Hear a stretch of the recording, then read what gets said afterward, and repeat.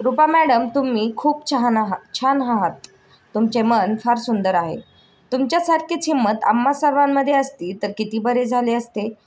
रूपाची मोलकरीण नीना मोठ्या आदराने म्हणाली आणि कॉफीचा कप रूपाला देऊन आपल्या घरी निघून गेली. रूपाच्या चेहऱ्यावर स्मित हास्य होते. मागील 2 वर्षापासून ती व्यक्तिमत्व विकासाचे वर्ग घेत होती. या क्षेत्रात तिने अभूतपूर्व यश मिळवले होते. तिच्या केंद्राची कीर्ती दूरवर पसरली होती. 2 वर्षातच तिने आपल्या वागण्यातून, मेहनतीतून, कौशल्यातून, आत्मविश्वासाने आणि आत्मीयतेने समाजात सन्मानाचे स्थान प्राप्त केले होते. तिचे गुण आणि मनाच्या सौंदर्यापुढे तिची कुरूपता खुजी ठरली होती. अनेक विषम परिस्थितीत तपश्चर्या करून तिने आपल्या व्यक्तिमत्वाला सोन्यासारखी झळाळी दिली होती, कारण तिच्यासोबत प्रेमाची अफाट शक्ती होती. त्या दिवशी नीना गेल्यावर रूपा घरात एकटीच होती. तिचा पती विशाल आणि वकील असलेले सासरे प्रमोद खटल्याच्या सुनावणीसाठी गेले होते. हातात कॉफीचा कप घेऊन सोफ्यावर बसलेल्या रूपाला तिच्या आयुष्यातील तो काळोखा काळ आठवला. तो एक एक क्षण तिच्या डोळ्यांसमोर उभा राहिला. तारुण्यातील ते दिवस रूपाला आठवले, जेव्हा अचानक एके दिवशी सामसूम रस्त्यावर रोहित तिचा रस्ता अडवत म्हणाला, "माझ्या प्रिये, तू दुसऱ्या कोणाची होऊ शकत नाहीस. तू फक्त माझी आहेस." रोहितचा वाईट हेतू पाहून रूपा भीतीने थरथर कापू लागली. कशीबशी स्वतःची सुटका करून घेत पळतच घरी पोहोचली. तिला धाप लागली होती. तिची आई गीताने तिला जवळ घेतले. रूपा थोडी शांत झाल्यावर आईने विचारले, "काय झाले बाळा?" त्यावर रूपाने रोहितबद्दल सर्व आपल्या आईला सांगितले. रोहितच्या वागण्यामुळे ती इतकी घाबरली होती की आता तिला महाविद्यालयात जायचीही इच्छा होत नव्हती. जेव्हा ती एकटी बसायची तेव्हा रोहितचे उतावीळपणे पाहणारे डोळे आणि अश्लील कृत्य तिला घाबरवायची. काही दिवसांनी रूपा कसाबिसा धर एकवटून महाविद्यालयात जाऊ लागली. पण रोहित रोज काहीतरी बोलून तिला त्रास द्यायचा. रूपाने त्याला पोलिसांची धमकी दिली तेव्हा तो म्हणाला, "पोलीस माझे काहीच बिघडू शकणार नाहीत. तू माझ्याशी लग्न केले नाहीस तर मी तुला जगू देणार नाही." रूपाने रोहितबद्दल सर्व काही तिच्या प्राचार्यांनाही सांगितले. पण प्रकरण महाविद्यालयाच्या बाहेरचे असल्याने त्यांनी विशेष लक्ष दिले नाही. रूपाला तिच्या वडिलांची खूप आठवण यायची.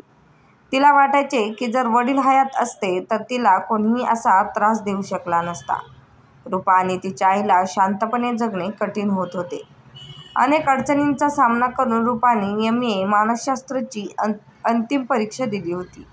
एके दिवशी आई गीताने तिला लग्नासाठी विचारत सांगितले, "रूपा, माझ्या मैत्रिणीचा मुलगा विशाल चंदीगडला आला आहे. तो अभियंता आहे, खूप समजूतदार आहे. मी त्याचे स्थळ तुझ्यासाठी विचारू का?" रूपाने लगेच होकार दिला. तिलाही त्या गुंड रोहितपासून सुटका हवी होती. लग्नाची बोलणी झाली आणि लग्न ठरले. लग्नाचे गोड क्षण आठवताच रूपाच्या डोळ्यात चमक आली. तिने कॉफीचा कप बाजूला ठेवला आणि सोफ्यावर झोपली. जुन्या आठवणी आकाशात उंच भरारी घेत होती. रूपा आणि विशालचे लग्न चंदीगडमध्ये मोठ्या थाटामाटात पार पडले. विशालसारख्या हुशार, देखण्या, समजूतदार आणि प्रेमळ तरुणाचा सहवास लाभल्याने रूपा खूप आनंदी होती. जणू तिला आयुष्यातील सर्व सुख मिळाले होते. रूपा हळूहळू तिच्या नवीन प्रेमळ आयुष्यात रमून गेली. सासरच्यांनाही ती खूप प्रिय होती. घरच्या सर्व जबाबदाऱ्या तिने उत्तम प्रकारे पेलल्या होत्या. तिच्या रूपाचे आणि गुणांचे सर्व चाहते झाले होते. रूपाने विशालला रोहितबद्दल सर्व सांगितले होते. विशाल तिला समजावत म्हणाला, "तू घाबरू नकोस रूपा. असे काही मूर्ख असतात, तू त्याला विसर. आता मी तुझ्यासोबत आहे." लग्नाला 3 वर्षे झाली होती. दरम्यान अनेक वेळा रूपा आणि विशाल चंदीगडहून लखनौला गेले होते, पण रोहित कधीच त्यांच्यासमोर आला नाही. हळूहळू रूपा त्याला विसरली. तिला आयुष्य खूप सुंदर वाटू लागले होते. एके दिवशी रूपा पती विशालसोबत लखनौच्या बाजारातून परतत होती. तेवढ्यात अचानक रोहितने तिच्या सुंदर चेहऱ्यावर ॲसिड फेकत म्हटले, "आता दाखव विशालला तुझे हे रूप." रूपाचा सुंदर चेहरा क्षणार्धात जळून कुरूप झाला. रूपाचे रूप कुरूप होताच तिच्या सुंदर चेहऱ्यावर ॲसिड फेकणारा रोहित जिंकल्याप्रमाणे हसू लागला. हे सर्व पाहून विशालला धक्का बसला. त्याने लगेचच पोलिसांना फोन करून मदतीसाठी आरडाओरडा सुरू केला. काही वेळात लोक जमले. रोहितच्या हातात ॲसिडची बाटली होती, त्यामुळे भीतीने त्याच्याजवळ कोणी जात नव्हते. त्यानंतर पोलिसांनी येऊन त्याला पकडले. विशालने रूपाला रुग्णवाहिकेतून रुग्णालयात नेले. औपचारिकता पूर्ण झाल्यानंतर रूपावर उपचार सुरू झाले. तिच्या दोन्ही डोळ्यांच्या भोवल्या दिसत नव्हत्या.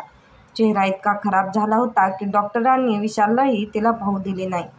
रूपाला अतिदक्षता विभागात ठेवण्यात आले होते. 2 दिवसांनी रूपाची आई गीता आणि विशालला रूपाला भेटण्याची परवानगी मिळाली. जेव्हा तिला पाहून आई किंचाळली. ॲसिड फेकण्याचा अक्षम्य गुन्हा करणाऱ्या रोहितबद्दल तिच्या मनात संतापाची आग धगधगू लागली. तब्बल 2.5 महिन्यानंतर रूपाला रुग्णालयातून घरी जायची परवानगी मिळाली. पण उपचार संपले नव्हते. तिला ना दृष्टी होती ना रूप. तिच्यावर आणखी अनेक शस्त्रक्रिया कराव्या लागल्या. विशाल रूपाला घेऊन चंदीगडला परतला. तिथे तिच्या डोळ्यांवर आणि चेहऱ्यावर अनेक शस्त्रक्रिया झाल्या. हळूहळू तिची दृष्टी परत आली.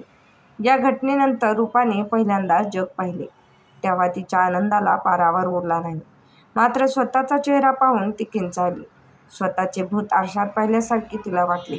तिने विशालला मिठी मारली आणि मोठ्याने ओरडली, विशाल, या कुरूप चेहऱ्याने मी तुझे आयुष्य खराब करू शकत नाही. मला जगायचे नाही. माझ्यावर इतके प्रेम करू नकोस. विशालचे डोळे पाणावणार होते, पण त्याने कसेबसे अश्रू रोखले. रूपाला त्याने प्रेमाने मिठी मारली आणि म्हणाला, रूपा, तू माझी धाडसी पत्नी आहेस. तू माझे जीवन आहेस. तुझ्याशिवाय माझे अस्तित्व नाही. मी तुझ्यावर प्रेम करतो, फक्त तुझ्या रूपावर नाही. तू अशी हरून गेलीस तर माझे काय होईल? आपल्या कुरूप चेहऱ्यावर विशालच्या ओठांचा स्पर्श होताच तिला अधिकच रडू आले. तिचे हुंदके थांबत नव्हते. विशालच्या निस्वार्थी प्रेमात अखंड बुडून ती आपल्या कुरूपतेला दोष देत होती. ॲसिडमुळे केवळ तिचा चेहराच नाही तर विशालचा आनंदही जळून खाक झाला होता. आपला भीतीदायक चेहरा पाहून रूपा दिवसेंदिवस अधिकच निराश होत होती. एवढी कुरूपता, विद्रूपता पाहून तिच्या मनाला खूप वेदना होत होत्या. जेव्हा ती लोकांना तिच्याकडे टक लावून बघताना पाहायची, तेव्हा तिला असे वाटायचे की जणू सर्वच तिची कुरूपता पाहून घाबरले आहे. प्रत्येक नजर तिचे मन हेलावून टाकत होती. एके दिवशी रूपा संतापून म्हणाली, विशाल, माझ्यासारख्या कुरूप मुलीसाठी तुझे आयुष्य का वाया घालवतोस? तू पुन्हा लग्न का करत नाहीस? तुझा आनंद माझ्या या कुरूपतेवर वाया घालवू नकोस. तू मला घटस्फोट दे. विशाल प्रेमाने म्हणाला, रूपा, मी लग्नाचे सुंदर बंधन तोडण्यासाठी बांधले नाही. पती पत्नीचे मिलन म्हणजे 2 हृदयांचे मिलन असते. एखादी दुर्घटना आपल्याला वेगळे करू शकेल का? माझ्यासोबत असे काही घडले असते तर तुम्हाला घटस्फोट दिला असताच का? रूपाने विशालच्या तोंडावर हात ठेवला. तिच्या डोळ्यातून प्रेमाने अश्रू वाहू लागले. विशालचा त्याग आणि प्रेम पाहून तिचे मन धन्य झाले. चंदीगडमध्ये रूपावर उपचार सुरू होते. ॲसिडने जळालेल्या त्वचेसाठीच्या प्रदीर्घ काळ चालणाऱ्या महागड्या उपचारांमुळे विशालच्या आर्थिक स्थितीवर आणि त्याच्या कामावरही परिणाम होत होता. पण त्याने रूपाला कधीच काही जाणवू दिले नाही. एका जबाबदार पतीप्रमाणे तो आपले कर्तव्य चोख बजावत होता. विशालचे वडील प्रमोद हे प्रसिद्ध वकील होते. रूपाच्या न्यायालयीन प्रक्रियेच्या कामकाजात ते रात्रंदिवस गुंतले होते. त्या गुन्हेगाराला शिक्षा व्हायलाच हवी असा निर्धार त्यांनी केला होता. याशिवाय उपचार आदींसाठी शासनाकडून मदत मिळावी यासाठीही ते प्रयत्नशील होते. अचानक रूपाला तिच्या नातेवाईकांची कडवड बोलणी आठवली. एके दिवशी एक नातेवाईक रूपाला भेटायला आला. तो रूपाला भेटला आणि निघताना विशालला म्हणाला, तू हिची अशी सेवा करत आहेस त्यासाठी तुझ्या हिमतीला दाद द्यावीच लागेल. आजकालच्या मुली एकावर प्रेम करतात तर दुसऱ्याशी लग्न करतात. तुझ्यासारख्या पतींना याचे दुष्परिणाम भोगावे लागतात. जन्मपत्रिका पाहून आणि गुणमिलन करून तुझे लग्न झाले असते तर ही दुर्घटना टळली असती. माझा सल्ला ऐक आणि दुसरे लग्न कर. या कुरूपतेचा भार किती काळ सहन करणार? विशालचे वडील प्रमोद हे सर्व ऐकत होते. ते तावातावाने म्हणाले, भाऊ, तुम्ही तुमच्या मुलाचे लग्न पत्रिका पाहूनच केले होते ना? मग काय झाले तुम्हाला आठवतंय ना? तुमची सून लग्नाच्या दुसऱ्या दिवशी तुम्हा सर्वांना सोडून माहेरी निघून गेली. जन्मपत्रिका पाहून आणि गुणमिलन करून तुम्ही कोणता गड जिंकलात? आमच्या निष्पाप सुनेवर आरोप करण्यापूर्वी आधी तुम्ही स्वतःच्या घरात डोकावून पाहायला हवे होते. त्या दिवशी नातेवाईकाचे बोलणे ऐकून रूपाला पुन्हा कोणीतरी तिच्या कडवटपणाचे ॲसिड फेकल्यासारखे वाटले. तिचे मन प्रचंड दुखावले गेले. चेहरा लपवून ती रडू लागली. विशाल रूपाचा हात हातात घेऊन म्हणाला, तू काळजी करू नकोस रूपा. मी तुझा नवरा आहे आणि तुझ्या सोबत आहे. कुणी असे निरर्थक बोलतो तेव्हा वाटते की त्याचे तोंड फोडून टाकावे, पण हा यावरचा उपाय नाही. जोपर्यंत महिलांना समाजात मानाचे स्थान मिळत नाही तोपर्यंत ही परिस्थिती अशीच राहणार आहे.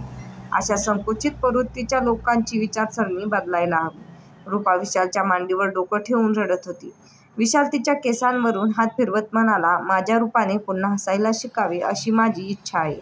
स्वतःला पुन्हा कुरूप म्हणणे थांबवावं. रूपा, माझ्यासाठी तू पूर्वी इतकीच आजही सुंदर आहेस. तुझे मन किती सुंदर आहे आणि पवित्र आहे हे मला माहीत आहे. असे प्रेमाने सांगत विशालने रूपाला ज्यूस देऊन झोपायला लावले. प्रत्येक दिवस एक नवीन दिवस ठरत होता. काही जखमा कोरड्या पडायच्या तर काहींच्या टोचून बोलण्यामुळे नव्या जखमा मनाला पोखरायच्या. विशालने हळूहळू रूपाचे मन प्राणायामाकडे वळवले. तो तिला नेहमी सांगायचा की तुझ्या मनाचा आवाज ऐक, ते खूप सुंदर आहे. रूपा, तुला अशा गुन्हेगारांविरुद्ध लढायचे आहे. तुझ्यात हिंमत असायला हवी. तू सुंदर आहेस, शक्तिशाली हो, मानसशास्त्राची जाणकार आहेस. तुझ्या आत अनंत शक्ती दडलेल्या आहेत. तू हार पत्करू शकत नाहीस. मनात आशा निर्माण करून आणि विश्वास जागवून तिला समाजातील वाईट शक्तींचा नाश करायचा आहे. दुसरीकडे न्यायालयीन प्रक्रिया सुरू होती. विशाल आणि त्याचे वडील तारखेला न्यायालयात जात असत. 1 वर्षानंतर जी तारीख मिळाली तेव्हा विशाल, त्याचे आई-वडील आणि रूपासोबत न्यायालयात पोहोचले होते. गुन्हेगार रोहित आधीपासूनच तेथे होता. रूपाला आधार देऊन ज्या प्रेम आणि समानतेने विशाल तिला न्यायालयात घेऊन आला ते पाहून रोहितचा चांगलाच हिरमोड झाला. इतक्या कुरूप मुलीवरही कोणी पती प्रेम करेल असे त्याला स्वप्नातही वाटले नव्हते.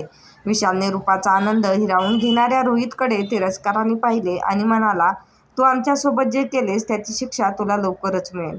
माझ्या मते तू जगातील सर्वात कुरूप व्यक्ती आहेस. जगात तू कोणालाच आवडणार नाहीस. याउलट रूपा या अवस्थेतही सगळ्यांना प्रिय आहे. ती नेहमीच सुंदर होती आणि सुंदर राहील. त्या दिवशी रूपा ही रणरागिणी झाली होती. तिच्या डोळ्यात त्या गुन्हेगाराबद्दलच्या द्वेषाबरोबरच रागाच्या ज्वाळाही धगधगत होत्या. ती कसाबसा राग शांत करण्याचा प्रयत्न करत होती. काही वेळातच विशाल आणि प्रमोद न्यायालयातून घरी परतले. ते खूप आनंदी होते कारण रूपा जिंकली होती. त्या गुन्हेगाराला जन्मठेपेची शिक्षा सुनावण्यात आली होती. धन्यवाद.